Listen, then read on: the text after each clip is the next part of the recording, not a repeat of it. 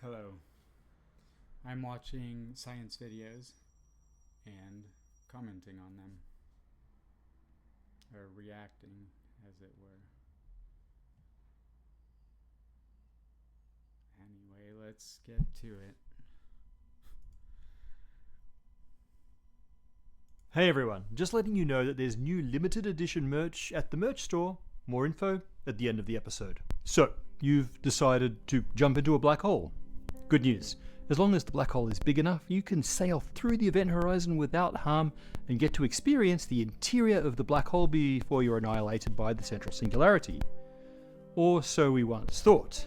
These days, quite a few physicists believe that the only way to avoid horrible contradictions in fundamental physics generated by black holes is for them all to be surrounded by screens of extreme energy that prevent anything from ever entering the event horizon. Sounds outlandish? Welcome to black holes. So let's find out why many of our most brilliant physicists take these black hole firewalls deadly seriously.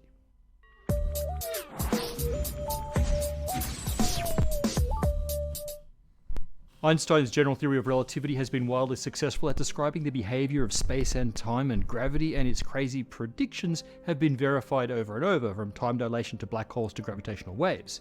And it all started with this one idea, what Einstein called his happiest thought, that there is a fundamental equivalence between the feeling of floating you have when falling and the same feeling of floating in the absence of gravitational fields. All of general relativity came from following this equivalence principle to its logical conclusions, plus the thing about the speed of light being constant for everyone. That's why it makes physicists very skeptical when a new idea appears to violate this principle.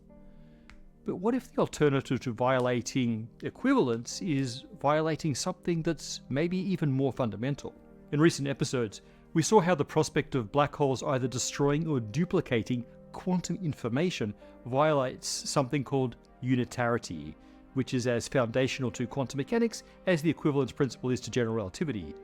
TLDW, if black holes swallow both quantum information and also radiate that information as Hawking radiation, then the same bit of quantum info is in two places at once and physics breaks.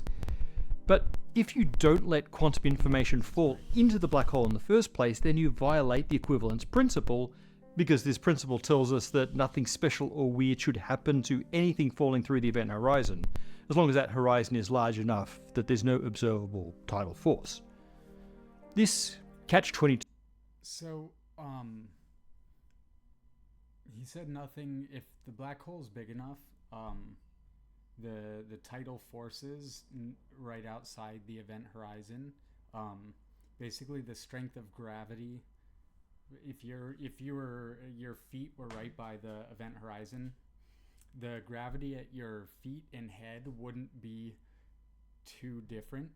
But if it was a stellar mass black hole, you're a lot closer to the center, and so the gravity drops off by more or less 1 over r squared, and so at your feet the gravity will be a lot stronger than at your head, and so it'll pull you, and that's spaghettification that they talk about. But with big black holes, that there's not as steep of a gravitational gradient there. But and so he just said that the situation is, if you're falling into a black hole that's big enough that you don't get spaghettified, then nothing special would happen at the event horizon. But my what I've been wondering is, so as you get closer to a black hole, your clock ticks. You'll see the external universe's clock tick faster, and so if you imagine like taking an electron and shaking it, like let's say one shake per second or something, that'll make an electromagnetic wave, so light. And so if you're doing that like that, it'll give you light of a certain wavelength. And if it's 1 per second, then the wavelength would be like 300,000 kilometers, because that's the speed of light, 300,000 kilometers a second. Um, but so imagine that someone's shaking an electron, and then you approach a black hole where you're in a deep gravity well. So your clock your clock for you would seem to tick at 1 second per second, but you would see the external universe's clock tick faster, or they looking in at you would see yours ticking slower. But anyway, if you take that electron as a clock, because it's, or as clock ticks, because it's doing 1 per second, as you get closer and closer to the black hole, it'll appear to be shaking faster and faster. And so that'll look like a higher frequency. This is I haven't heard this, but I'm thinking this would happen. It would look like it's emitting a higher energy, like electromagnetic wave. And then when you get to like right above the event horizon, the universe's clock ticks like infinitely fast, or vice versa. They looking in at you would see your clock frozen. But anyway, if out there their clock starts ticking or approaches ticking infinitely fast, that means the frequency of that light wave would approach infinite too. And so it, like with that logic, it seems like that light wave would get like extremely high energy. And so then I think of the cosmic microwave background radiation, which is light of a certain frequency and wavelength. But as you approach, and so you can almost think of that light as clock ticks. That's an assumption I'm making that I assume to be true. But as you approach that, like the event horizon, and the universe's clock ticks faster, it would seem to me that the cosmic microwave background radiation would shift to higher and higher frequencies until it's I don't know, like infinite. But even before that, before it's infinite but really high frequency, my thought is that it would like cook you. It would like vaporize you, because it's super high energy light. It would shift towards like gamma, and then high energy gamma and stuff. So that's my thought on like why there would be something to happen if you cross the event horizon of a, for instance, supermassive black hole, but really any black hole that you could, survive till near the event horizon without being spaghettified. So that's something I wonder, and I think this firewall might be something different. But also another thing to consider is Hawking radiation. So like black holes evaporate via Hawking radiation, which is like really low energy radiation basically, and the radiation I think is on the scale, its wavelength is on the scale of like the diameter of the black hole roughly. So even a black hole this big would have a wavelength of, what is that, like 10 centimeters, say. So light of wavelength 10 centimeters is like really low energy. I mean, it's all relative, but is that radio maybe, or microwave? I don't really know the cutoffs for what they call it. But imagine, so like outside looking in at a black hole, if the clock almost, I'm thinking of like the clock of the universe or of the space-time, how quickly the space-time evolves. If it goes slower and slower as you approach the event horizon, then my thought is that you would see the black hole like potentially not radiating, as if it was stuck in time, and so no time passed, so no radiation. There'd be a zero rate of radiation, 0 radiations per second or whatever, per year second looking in. But my thought is that so there's a couple things here. When you approach the event horizon, if the universe's clock is ticking faster, then imagine you get close, and so like 1 trillion years runs by real quick out there. So in 1 trillion years, that black hole would have evaporated slightly, right? So when you're falling in, would you see it slightly more evaporated, but in a couple seconds for you, whereas outside observers would see it take 1 trillion years to radiate that much, right? So that my thought there is, it's almost like your clock starts to even out with the black holes, and so that's where I would need to know more about Hawking radiation, if the radiation rate is based on looking at it from right next to the black hole, or from essentially an infinite distance where the gravity is 0. But so my thought is, if it does radiate faster, so as if it radiated 1 trillion years worth in a couple seconds, then as you approach it, wouldn't it start radiating really fast, and therefore be cook you from that side too? So as you approach the event horizon, literally you'd be cooked by both sides, turning into super high energy radiation.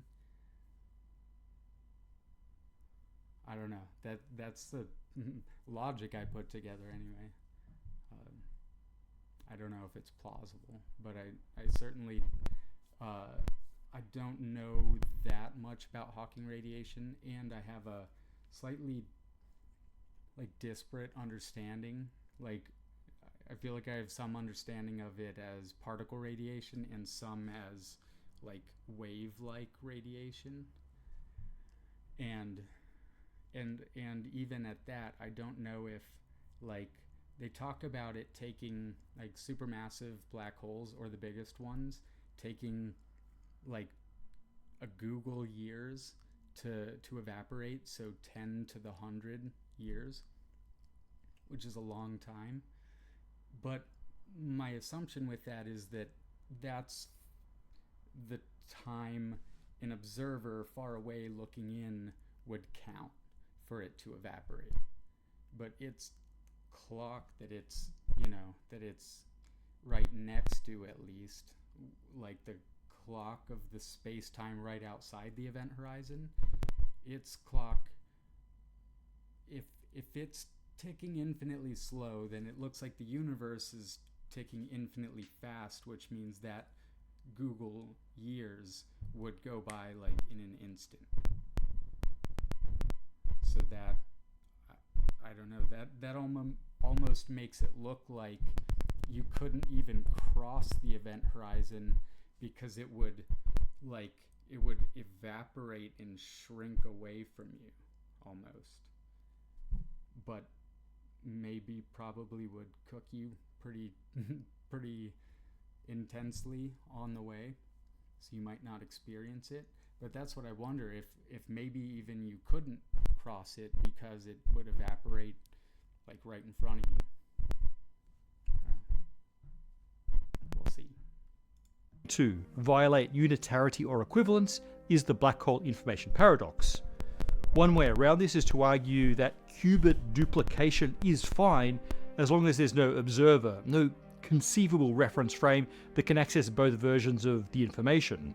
Now, this is black hole complementarity, and in our previous episode on the topic, we followed the adventures of Alice and Bob as they attempted to outsmart reality and observe both the swallowed and the Hawking radiated qubits.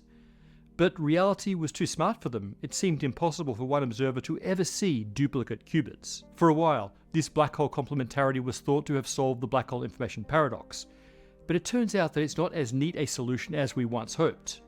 Not long after these early Alice and Bob expeditions were conceived, a new thought experiment appeared that may have found a way to outsmart reality after all. The thought experiment didn't just reveal a way to detect quantum cloning, but also necessitated the appearance of a firewall, a screen of extreme energy that prevents anyone from entering a black hole in the first place. The firewall proposal saves unitarity, but violates the equivalence principle so utterly that many physicists despise the idea. And yet some argue that the chain of logic behind the firewall is so robust that we need to seriously consider throwing equivalence out the window. So, how did we end up in this unfortunate state of contradictory affairs? Well, to understand that, we need to go back to the black hole information paradox and understand it in terms of not just quantum information, but also quantum entanglement. Quantum entanglement is when a pair of quantum objects are correlated with each other in a sort of fuzzy way, such that the information about their individual states is undetermined. It's in a superposition of multiple states at once. But this superposition of states is correlated between the entangled pair such that the measurement of one defines the properties of the other. We have episodes on this crazy stuff if you want to dig into that weird hole, but for now, just know that quantum entanglement is ubiquitous and the information about quantum systems is largely woven into webs of entanglement. That's why entanglement is important for the information paradox. So, let's look at entanglement in black holes. As a black hole grows, so does its entropy. This is the finding by Stephen Hawking and Jacob Bekenstein that led to the black hole information paradox in the first place. Entropy is basically a measure of the information that's hidden in a system that we can't access. Black hole entropy grows because almost all of the details about the stuff that fell into the black hole is lost to us. Most physicists think that this information has to be somehow encoded on the event horizon and then escape as Hawking radiation. Because if it didn't do that, then the information would blink out of existence when that same Hawking radiation caused the black hole to evaporate. The high entropy at the event horizon means that the degrees of freedom on that horizon are highly entangled with each other. The quantum information about the original pre-infalling states are scrambled across the horizon. Now, when the first particle of Hawking radiation leaks out, it contains almost no information about the stuff that fell in because that information is spread across its entanglements with other horizon particles. But as more and more particles leave, we can start to see patterns. Information about the material that originally fell in could in principle be slowly reconstructed from the Hawking radiation. That really only becomes possible when the particles of Hawking radiation are no longer exclusively entangled with the inaccessible horizon, but rather they're entangled with other particles of Hawking radiation. There's a very specific transition point when the qubits remaining on the horizon are mostly entangled with qubits in the expanding cloud of Hawking radiation. We would say that at this moment, the entanglement between the black hole and the Hawking cloud is at its maximum, and this happens when around half of the mass of the black hole is evaporated. Although, in terms of time, it's when we're about 90% of the way to complete evaporation. This moment is called the Page time, after Don Page, who figured out how the entanglement entropy of black hole horizons must first rise as information leaks and then shrink. After this time, it becomes increasingly possible to find and decode pairs of entangled Hawking qubits. So, let's consider a single qubit that's still encoded on the horizon at around the Page time. It's entangled with a distant particle of Hawking radiation. It now wants to join its quantum sibling and become Hawking radiation itself. So, a popular way to describe Hawking radiation is like this. In the vacuum of space, pairs of matter and antimatter particles are constantly appearing and vanishing.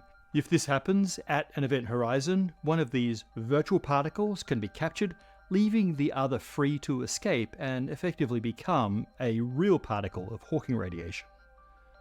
A more precise way to describe this is in terms of quantum field theory, and we obviously have an episode doing this. we can describe the vacuum of space as consisting of equal parts positive and negative frequency modes of the quantum fields in that space, equal and opposite vibrations in those fields that cancel each other out perfectly. Black hole horizons perturb these modes, and the non-perfect cancelling leads to a non-perfect vacuum. The quantum fields end up in excited states, and this manifests as particles of Hawking radiation. However you like to describe Hawking radiation, we have one thing being swallowed by the black hole and one thing escaping. And now listen, because this part is very important. These pairs of swallowed and radiated things have to be entangled with each other. In fact, it's been argued that the fabric of space is stitched together by the entanglement between these virtual particles or modes. The entanglement of adjacent fluctuations in space is fundamental. In fact, it seems that without this entanglement, there is no space. So that's crazy, and it makes me think of so with that gravitational what is it? So length contraction and time dilation. So gravitational time dilation was what I was talking about with the clock ticking at a different speed. Along with that, at least as like in special relativity, you have time dilation and length contraction as well. And I think my understanding of it is that, like, basically if you go really fast, your clock ticks slower than the external universe, and also the length in front of you shortens. And so if you have that same correlation with gravitational time dilation and length contraction, then it would look like far away parts of the universe are closer. And so if you get all the way to the event horizon, it would look like they're infinitely close. So it would literally look like the whole universe is packed right there on the event horizon. And in that sense, like, I've heard of black holes as like maximally entangled, like space-time or something. In if it's all there, if the whole universe like seems to compress right on that event horizon, then it almost does seem like the whole universe is maximally entangled from that perspective, at least. And so I wonder if that logic has any correlation to this logic. That's something we'll come back to another time, but keep it in mind for now. Okay, so back to our qubit sitting at the horizon, waiting to radiate away. It's entangled with a distant qubit of Hawking radiation, but it also needs to be entangled with an adjacent qubit just below the horizon. Without the latter, there's no partner particle or mode that it can sacrifice to the black hole in order to escape. So this qubit must be entangled twice, with both the Hawking cloud and the black hole interior. You might say it's quite promiscuous in its entanglement. Naughty qubit. And quantum mechanics does have rules about such things. In fact, we know that entanglement has to be monogamous. Monogamy of entanglement says that if a pair of qubits or quantum systems are maximally entangled with each other, then neither can share any entanglement with a third qubit or quantum system outside this pair. Monogamy of entanglement is closely related to the no cloning theorem, and it absolutely violates unitarity to violate this monogamy. If we want to avoid over-entangling our black hole, it seems we need to break one of these entanglements. Because the entanglement over the Hawking radiation holds the information that we want to preserve, it's probably safer to break the entanglement between the qubits above and below the horizon. Unfortunately, there are dire consequences to doing that. It takes energy to break any entanglement. You can calculate the amount of energy required to break the links between the swallowed and radiated particles at the horizon, and it is a lot of energy. In fact, in order for all of the Hawking radiation to break its entanglement connection with the black hole, there would need to be a screen of energy just above the horizon, so intense that nothing could ever cross that horizon without being completely thermalized. Severing entanglement requires a firewall. Okay, so I feel like I know I've heard of the firewall. I didn't know the explanation, but I knew I had heard the explanation, but like I couldn't remember it or didn't understand it. This is reminding me that I basically didn't and don't understand it logically anyway. Like maybe further study would make it clearer to me. But it sounds like it's literally just required for the breaking of entanglement or something, whereas the potential energy, high energy like shell that I considered, where you'd be cooked from both sides, is more, I think, a product of just kind of physical differences of length contraction and time dilation. So that's another thing to consider is, so like if the CMB shifts towards shorter and shorter wavelengths, but also like the distance that the CMB is away from you, or the CMB source is away from you, gets closer, then does that match? Does its getting closer match the wavelength shortening? Well, does it? Question mark. And also I've wondered before if like there's a set amount of oscillations for like if light is sent by the CMB to get to us, if there's a set amount of oscillations, and so if the universe stretches between us during its travel time, will it stretch its wavelength such that it maintains that same number of oscillations? So then bring that idea. I don't know if that is the case, but if that is, bring that into the picture of going near the event horizon and the faraway universe getting closer and closer. If it maintained the same number of oscillations, then it would seem to me that the compressing of the wavelengths would match, and so the increasing of the energy would match the apparently closer source of that radiation, if that makes sense. And so as it gets really close, it would do all the oscillations it would have in 46 billion light years in an inch or two. Should be very high energy light. So that's another thing, is that would, like, I could probably calculate this, but that might be so high energy that it like potentially violates the so there's the Schwinger limit, but that might be a maximum like electric field rather than a maximum like EM wave energy or frequency. But there's also the idea of a Kugelblitz, which is a black hole made entirely from the energy of light.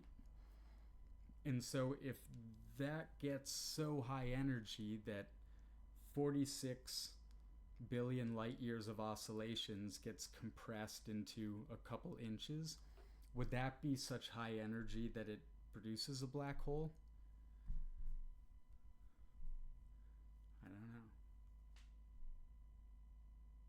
I don't know. That's interesting. I think I could calculate that roughly. Just calculating okay, if this thing is this, if we see it today as this wavelength and it traveled 46 billion light years, then if you compress that to, let's say, 10 centimeters, if you do that conversion and use that same ratio, multiply the wavelength we see it at today by that ratio, you could, find a new very short wavelength that would also tell you the energy of a photon of that frequency. And then I could probably look up like what the, I don't know, that might require like knowing general relativity better, or knowing it at all, really, the mathematics of it, to figure if that photon then would be enough to make a black hole. And if it was, what about all the other photons? Is there, like, are you not even getting cooked? You're getting bombarded by black holes? Like, how does this work? Incidentally, the firewall solves the violations of unitarity in two ways. It breaks the entanglement between Hawking radiation and the interior of the black hole, so monogamy of entanglement is saved, and it also stops anyone ever observing the interior of the black hole by turning them into plasma. That makes it extra impossible to even think about observing the same qubit both inside and outside the black hole. And this firewall wouldn't be visible to a distant observer. The extreme gravitational redshift of radiation emerging from a minuscule Planck length above the horizon would turn that radiation into very faint Hawking radiation. Okay, so firewalls sound cool and useful even if they ruin our trip to the black hole. Unfortunately, the firewall hypothesis pretty thoroughly violates the sacred idea we started with, the equivalence principle. More formally, the equivalence principle states that there is no experiment that you can do on your local patch of spacetime to distinguish between free fall in gravity or gravity-free floating, or between standing still.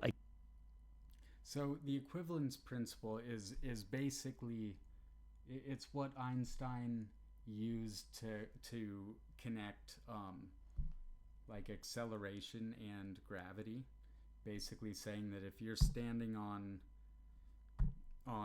like Earth or something in a box, like in a box with no windows or something, and then you're in a rocket ship that's accelerating at 1g in a box that you can't see anything, there's no experiment you can do that could tell the difference. But then I think about like the quantum foam, and if that is waves, then my thought is that if you move towards it, it would blue shift, right? It would like compress the wavelengths. And so in the rocket, it seems, and that the blue shifting isn't due to acceleration, but actually velocity. So like for instance, the faster you go, the more the CMB will blue shift. And even if you're not accelerating, if you're going really fast, it'll be blue shifted. And so that's what I'm wondering about. Does that same thing happen with the quantum foam? And if so, is that an experiment you could do that would give you different results than doing that on the surface of Earth or some gravitating body? And my sense is that it would be different. Otherwise, like if Earth's gravity was causing blue shifting as if you were like going faster and faster, then that to me would say that the quantum foam like incident on you coming into you would be increasing energy. It'd be blue shifting, as if you were going faster. If the experiment did match the motion in a rocket. So I don't know if that's true, and also consider that like velocity more or less is relative, except you can have a velocity relative to the CMB. And so that's like I think the most similar to an absolute velocity versus a relative velocity. And I don't know if that same thing is true with the quantum foam. So for instance, I'm fairly positive the CMB will blue shift when you go towards it, but I don't know if the quantum foam will, or if the quantum foam basically is only like, I don't know, like it only exists relative to you or something. I don't really know how to say that, but kind of in the same way that if you have a clock, if you're holding a clock, it'll always tick at 1 second per second, even if you're going really fast and see the Earth's clock ticking 10 minutes every one of your seconds. So I'm not sure about that. Against a gravitational field with a certain g-force, in standing still against a gravitational field with a certain g-force, versus acceleration absent gravity with the same g-force. So, if Alice is in freefall towards an event horizon, the equivalence principle says that she should measure a quantum vacuum consistent with empty space. She should see no local sign revealing the location of the event horizon. But that firewall is a hell of a sign. It reveals to Alice that the vacuum is massively altered by some apparently non-local influence. The black hole firewall paradox is a refinement of the black hole information paradox. It's also called the AMPS paradox after the physicists who first outlined it in 2012, Ahmed Almhiri, Donald Muralf, Joseph Polchinski, and James Sully. Whether or not firewalls exist, and physicists are still divided on this, the main point of the AMPS paper was to show that the black hole information paradox is still a paradox. In particular, it's not fully solved by black hole complementarity. Now, as we saw in our episode on that topic, it's possible to hedge around the problem of quantum cloning by noting that no possible observer can detect that cloning. But the firewall paradox grants a way to cheat. For example, Alice could descend very close to the event horizon to see that there is a firewall. If there is, then the equivalence principle is violated. That's bad. If there isn't, she has evidence that quantum entanglement must exist across the horizon. She could then back out and see that quantum entanglement exists between the horizon and past Hawking radiation, revealing that the monogamy of entanglement is violated, and with it unitarity, also bad. So, the power of the firewall argument is that Alice can learn whether the exterior and interior of the black hole are entangled without having to enter the black hole. That seems to defeat the main value of black hole complementarity, even if this complementarity does seem to still be needed for other things. If firewalls do exist, then it's not just that the black hole interior is inaccessible, it means the black hole interior may not exist. Breaking the entanglement between the vacuum modes across the horizon is the same thing as breaking the stitching of the fabric of space itself. In a regular black hole, that spatial fabric ends at the central singularity. But if firewalls exist, then it's like the singularity has expanded to the event horizon and that there's literally nothing, not even a vacuum, beneath it. So what does it all mean? Well, this is not a solved problem. Some, including the AMPS-4, argue that breaking the equivalence principle is less radical than breaking unitarity and so favour the firewall. But breaking equivalence is radical enough, and many would prefer a solution that doesn't violate either. So the thing I just proposed would kind of violate the equivalence principle if you did observe blue shifting in the cosmic in the quantum foam. For example, we have Leonard Susskind and Raphael Bousso, who both point to other very general options. If we don't want to break unitarity or the equivalence principle, we have to admit that the theories we use to describe the happenings above the event horizon are themselves broken. For example, that the quantum field theory that we're using to describe these vacuum modes and Hawking radiation break down. But this is the same QFT that works perfectly well in situations that are really no more extreme than the event horizon of a large black hole. There are some other pretty funky notions. For example, Gary Horowitz and Juan Maldacena have a scheme to reframe quantum field theory with both forward and backward causal directions, which enable the information swallowed by the black hole to effectively teleport back out to the horizon qubit. This avoids the need to break entanglement and so ignite firewalls. Or maybe a full theory of quantum gravity will help us avoid information swallowing black holes after all. For example, the fuzzballs of string theory propose that matter unravels into giant balls of elementary strings below the event horizon. These happen to offer a way to move quantum information from below the horizon back into the universe, again avoiding a firewall. Long story short is that the black hole firewall paradox tells us that our current way of thinking about black holes needs to be cleaned up.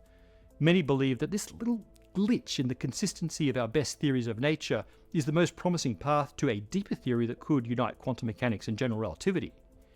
These ideas may even lead us to an idea that we will explore soon, which is to an understanding of how space emerges from quantum entanglement and how, if we unstitch that entanglement, we get firewalls at the end of space-time.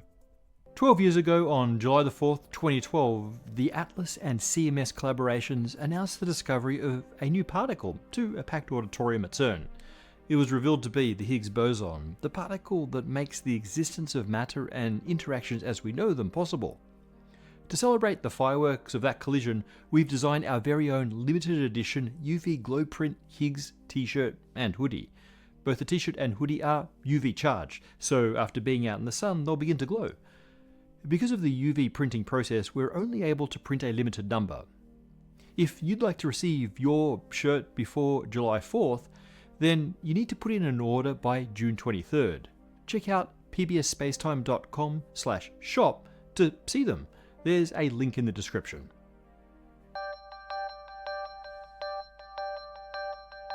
Cool.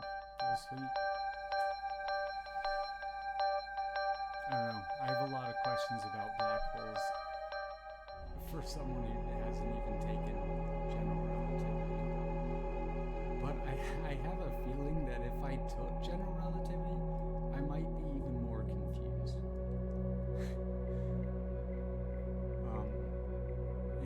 And partly could be because general relativity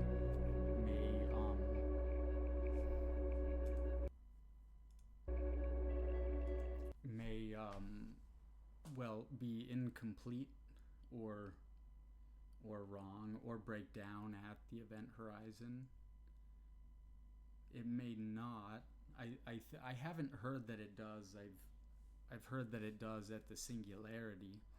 But here's another thing though, is if as you approach that event horizon it does evaporate real quick, then does that mean by the time you actually intersect with any part of the black hole, it's the singularity? Like if the horizon shrinks away from you, like if it's huge, like say this is the radius and it's shrinking, would it, by the time you get there, would it be the singularity, which is where general relativity breaks down? And that, in that case, that's when the universe would be maximally condensed or contracted into being just a shell of zero thickness or infinitesimal thickness. I don't know. Yeah, I don't know, but I'm curious. interested about black holes, but I do feel like to be able to answer these on my own, not just like asking a professor or something, probably have to do a lot more rigorous study. And so I probably will. Might. Probably will. We'll see. It kind of, to me, it kind of depends on like if I need to do that for us to like to be able to contribute my ideas, rather than what could be is I could just um, talk with professors and stuff and contribute ideas like that. But I really do think it would behoove me and the field um, to like actually study it on my own, such that if I have questions, I can like figure them on my own, like calculate them or physics theory them. That was cool. I'm gonna hop off now. That was a lot longer than I expected, but if you stuck around this long, thank you, and I'll see you later. Peace.